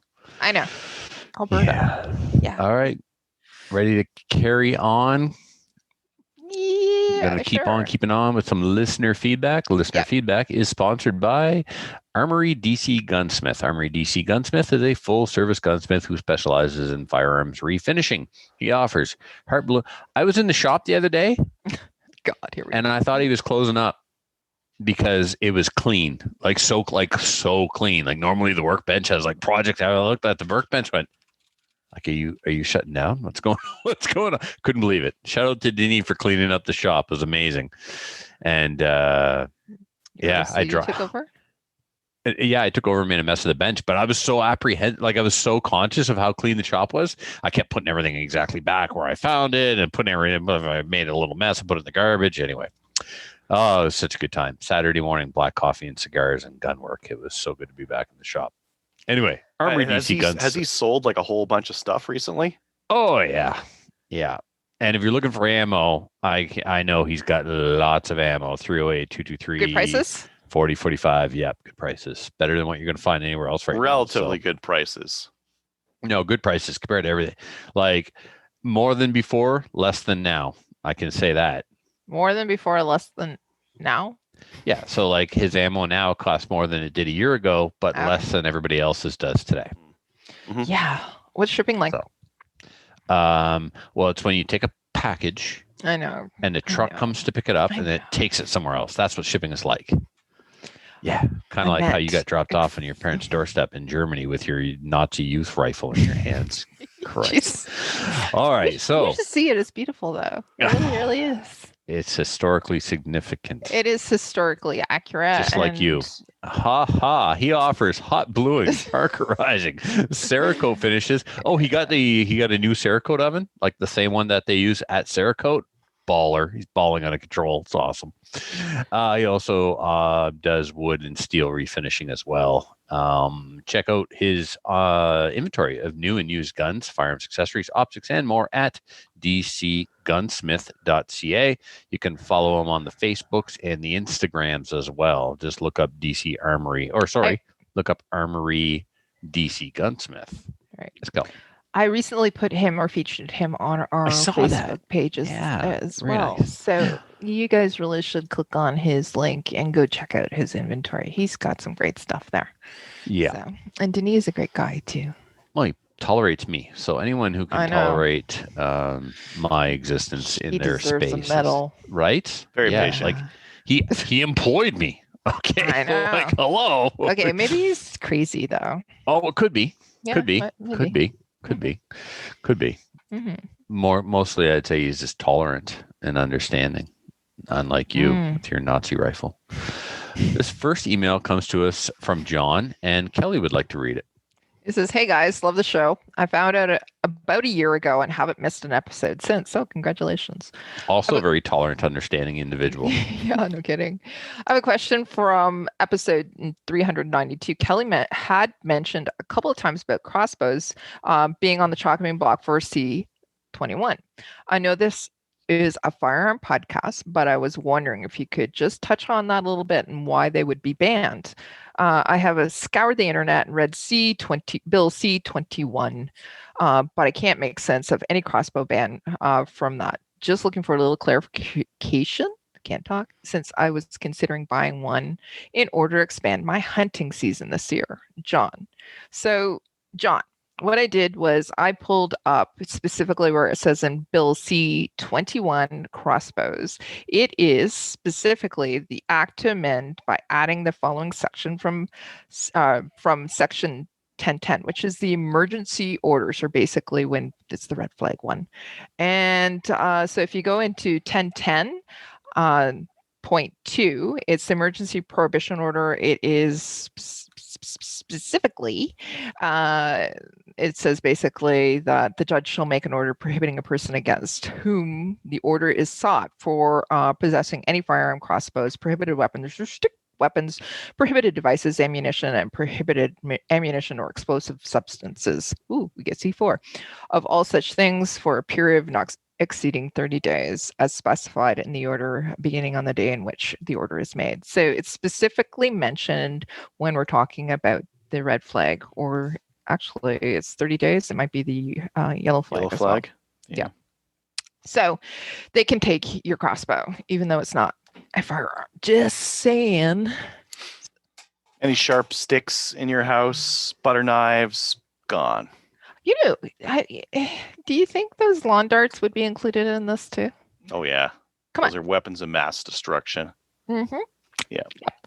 Bush was like in Iraq. There was for like a long lost shipment of lawn darts. It wasn't any chemical weapons. That's the real truth. The real truth is those are dangerous. I threw one and it stuck in my brother's head. Okay. It's probably better for it now. Don't take me. Don't axe throwing. Not good. Yeah. Anything to do with knives. Don't throw knives either. And I don't do. You're muted, Trevor. I am, yeah. I'm not now though. Axe throwing. Thank you, Kelly. Thanks for opening up a wound. Filthy's still going on about that one time in this little range somewhere in this little province where he beat me by like one toss of one axe. Like he's like, where was this? Apparently it's some charity shoot somewhere. He beat me in like axe throwing or something. He's gotten so carried away with this. I got pictures of that, actually. I think I did. It was at Drum Holler. It was good. That was good. He didn't build it. He got my godson to build him an axe throwing stand. Yeah, he has to practice for the next time he beats you. I'm not playing with his little medieval throwing sharp sticks. Like we have firearms now. Well, kind of still. No, we don't. Yeah, you're right. I challenged him to an archery contest, but probably going to lose it. If we lost crossbows, what's next? Compound bows. Handheld crossbows have always been prohibited as long as I've known. Even though like some people have bought them on eBay, not knowing the difference and stuff, but. I only know that because when I was in archery, somebody asked me to make arrows for it. I'm like, I don't think so. Do some homework. This thing, you're not allowed to have this thing. Go get rid of it. Anyway, because they're too much. They're too cool. They saw them in the Assassin's Creed, or some video game. Scarlet. Like, whoa. Scarlet from G.I. Joe, man. Like that was the only cool thing about her. Well, actually, she was part of the. You the do bad know guys, that's right? made up, right? Shut up, man. Scarlet was a redhead. It's not made up. I can see color. Made up. Her one-handed crossbow, right? Banned because that shot lasers. Anyway, for years in New Brunswick, crossbows, there was some confusion about whether or not crossbows were banned or prohibited. You were always allowed to own one. You were always allowed to take it to like an archery range or something, but it was prohibited to have one in a resort of wildlife. Well, what's a resort of wildlife? It's one of those made up government terms that they define on the fly to suit their needs, right? So I'm in a field. Well, there's a mouse in that field. Mouse is wildlife. I guess I'm in a resort of wildlife. But anyway. Where are we going? We only just got them for hunting like maybe a decade ago. And so when you ban crossbows, you're really hurting the hunting and guide industry, because a lot of it was the hunting guide and outfitters association in New Brunswick that got crossbows legal for hunting in New Brunswick, because there was an entire segment of customers they were missing out on. People who want to hunt with archery tackle but don't have time to practice or get good with a bow, aren't pick up as a good, crossbow. right. If you can shoot an air rifle, you can shoot a 22, you can shoot a crossbow. Yep. You don't need a coach, you don't need training, you don't need to have it fitted to you, and you're still taking your game with an arrow. Now that's gone. This is how we got the deer last year, by the way, off the deck. Perfect. That's what it's With a designed crossbow. for. Yeah. You know, you don't want to They're wake up still your legal, neighbors, though, but right? you need to bag a deer in the backyard. Crossbow. What? The crossbow thing is just the red flag. Like, there's just a red flag thing for crossbow. It is the can you red explain flag. So what is this you- red flag, yellow flag? Sounds like COVID zones. Yeah, it's part. Did you listen to the show last week? Ian Runkle was on. He I explained gotta that. tell you, any of this stuff, I don't pay any attention to. Continue not paying attention to it. It's not worth worrying about. Moving on. Okay, All but I right, do have a our question next- about this. When I read it prohibited explosive substances, so it's tannerite and seafloor. We're not allowed doing that anymore during this as well? During the ban? 30-day ban? Yeah. I mean, like icing sugar and, some other stuff will be explosive. Kelly, you just said C4. You know C4 is already illegal, right? I just want you to say that out loud. Yes, Trevor, I know C4 is already illegal. Wink. Tannerite. When you have gophers, tannerite works. C4. Baby. You don't. Well, the beauty of this C4 is you don't need a bullet to ignite it. No, you just need blasting cap. Those are illegal as well. Okay, unless you have a license. Controlled. Right. Sorry, Right. controlled. In a open field under strict supervision with beers. Who's ever listening? We don't have any C4 or blasting This cap. show is or for we- entertainment purposes only. We should not. We don't do Caddyshack. Okay, good. I can see the farmers now. Like, man, I thought badger holes were bad. 8-year-old comes out. Now I got C4 holes. We lost 3 cows last week. No gophers though. All right. Our next email is through Patreon. So thank you, William, for being a Patreon. He says, I've added a Geisley SD3G trigger to my WKC, but the included pins, the pins that come with the Geisley, are shorter than the width of the receiver. Did a function check, and I have not fired the rifle yet. I don't think the pins should walk out, but am I better off putting the original pins back in? And yes, you are, because the original pins will not impact the performance of that Geisley. It's not going to make it heavier or lighter. It's going to make sure that things don't move around that should move around. So by all means, yes. WK180C and the MCR both have a wider receiver than an AR. Yeah. That's why you need the extra long original pins. Yep. Use their pins to be safe. It doesn't... the pins aren't walking now, but under recoil they might. So I would just go right ahead and put them pins back in. And I think easy enough. Just take the old ones and just pop them in there. Drop the other ones out at the same time. Yep. I replaced my trigger in my WK, but I don't think I went. I certainly didn't do cassette style like you, but I didn't. I may have gone with like the Geisley mil spec trigger, and I still remember using the Geisley pins. So, yep, that's my advice, William. He says thanks, by the way. He's watching and listening. Oh, cool. Awesome. Instagram. Yep. Adriel? From Andrew, keep up the good work. It's comforting to know that we have Canadian gun owners spreading the love as you do. There's so much online when it comes to firearms, but hard to find good Canadian content. Thanks for stepping up. Have a wonderful evening. I mean, sometimes I spread love. Most of the time I spread dissent. It's hate. STDs. You like the hate. I don't spread STDs. That's Gallon. That's true. Don't confuse me with Gallon, please. I spread everything but STDs. It's because women won't talk to me. Let's look at that. We have Instagram, we got Patreon, and we got emails from people. Yeah, across the board. All the platforms. Awesome. That must be no you, app Kelly. reviews though, but yes, Kelly is our social media like guru. Whore. Just don't be a whore on social media. That's whore true. us out on social media. Okay. I like how you went there right away, though, Kelly. I really enjoy where your head is at sometimes. Kelly is our whore. I'm your whore.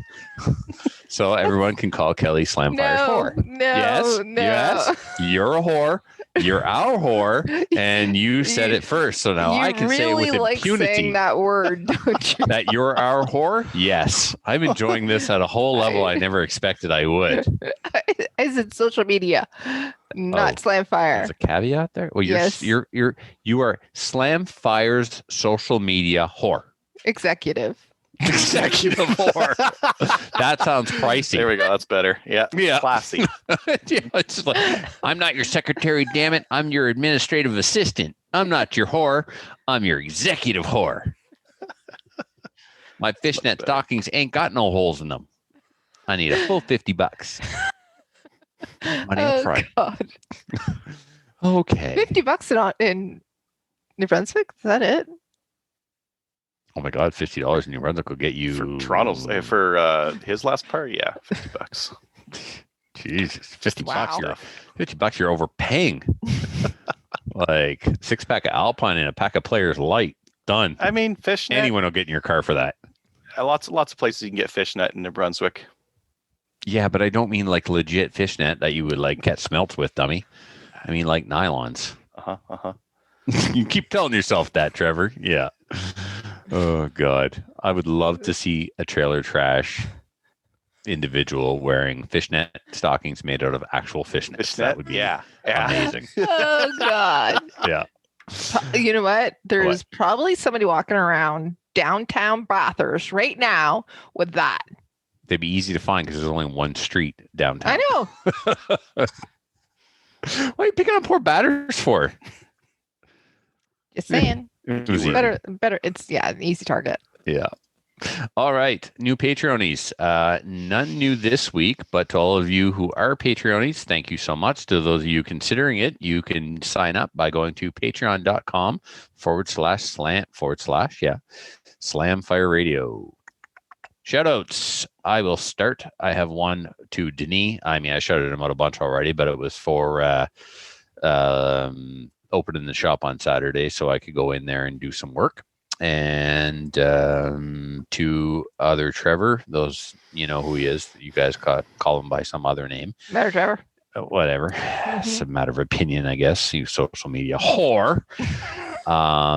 He was the one that sent me an image of this shirt. And he's like, I think I found your next shirt. I wasn't even done reading the text. I was already ordering the shirt. So it was only $15. I used to pay $25 a shirt. Now, I don't know. She feels sorry for me. Like she sees the stupid shirts I get made. She's like, obviously this guy lives in a trailer. I shouldn't be charging him full price. So, yeah. I told you about the Virgin one, right? No. Oh, come on. I must have. I got the AR one. Oh yeah, that was a gift from one of my coworkers. The next one I'm gonna. The RC Virgins. Yeah, I used to be a virgin, then I got into RC. Now I'm a virgin with a hobby. Yeah. I got to make that for the first outdoor race of the year. Mm-hmm. So you will, and you will wear it. Oh yeah, I'll wear it. Like I'm the guy who gets out. Like the two. Most intimidating air quotes drivers, right? Like who take all the room on the driver's stand. I snuggle up right against them and go, "You smell nice. What is that? Is that Old Spice? Is there a ship on the bottle? What are you wearing? You smell nice." And all of a sudden, I got like pretty much the whole stand to myself. It's amazing. So, yep. You really do smell nice. He could have smelled like crap. I still would have sniffed him. Oh, okay. It's not really about. That's kind of dangerous. It's about getting inside your competitor's mind. Playing mind games with them. Yeah. I enjoy taking up space in people's heads. I really do. All right, Adriel. Hey. Any shoutouts? No. And Kelly, no. Hey, yeah. I didn't put it in there, but okay. But I didn't skip over you. I said Kelly and then no. That was automatic. I'm sorry. Would the whore like to go next? Whore yourself out? Yes, I would. All right. Thank you for asking. Go. I wanted to say thank you to Kelly Kincaid and Kyle Kincaid for hosting us this weekend, and to Tracy and Colin for making it a fun weekend. So is that the seniors slumber party? Yes, it was. Or everybody went to bed at 9 after Matlock? Yes. Yes. Do you have to bring your own Bengay, or is it supplied there? No, we have buckets of it. Bulk. So does everybody put their false teeth in a bowl, and then you pick out whoever's false teeth you pick out? You gotta. Yeah, and then we do TikTok videos on it. Yep. And I wanted to say thank you to the ladies from Lady Guns as well as the Cusif Women's Committee for coming on tonight and hanging out with us. Yeah, that's awesome. All right, cool. So in the meantime, until we come back next week to call Kelly names, be sure to check us out on Gun Owners of Canada. That's one of the many places on the internet that Kelly hoards us out. Thank you, Kelly. Welcome. Like us on Facebook. We're at 2,725. That has not changed since last week. I'm just saying. Kelly's starting to feel bad about herself. Like, need those clicks. Got to go click like so she can have some self-esteem. Or maybe I get self-esteem out of our Facebook clicks too. I think You get self-esteem out of the reviews, don't you? God, no. You read some of my reviews? Kill yourself. I'm like, holy fuck, that's harsh. Wow. But okay, I get it. Everybody's entitled to their opinion. Jesus. All right. It's got some points in there. Yeah. Yeah. Some valid concerns. Yeah. All right. Give us a review on Facebook. And it's the new, it's the Now Love. Who wrote that? It's the Now Love. Yeah, no. Yeah, that was you. It's supposed to say it's the new love. That's why I had to stop and point it out. It is now live. It's now live. Facebook reviews are now live. So go give us the new love on the Now Live Facebook review. There you go. Full circle. Very nice. Very nice. All right. And please join the CCFR and talk to your club about donating to the challenge because we need your help more than ever. Yep. Take it all away. So until next week, everybody, I'm on Burgundy. Oh my God, we're using that again? Been a while.